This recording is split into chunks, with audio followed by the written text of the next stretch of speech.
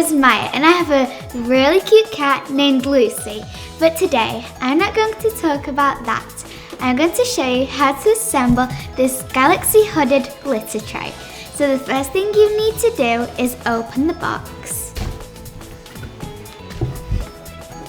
Next, you need to take it out of the bubble wrap. Take the lid out.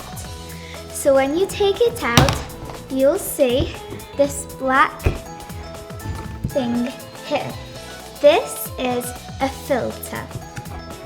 So now what you do is you find the bumpy parts on the bottom and the flap, and what you do, you place them on. Now here you have these little rims, and what you need to do is click, click, click, and click. It's that easy, and you can even see that the lid is working fine. Now you can put the handle up, and when you need to clean it, you can pick it up.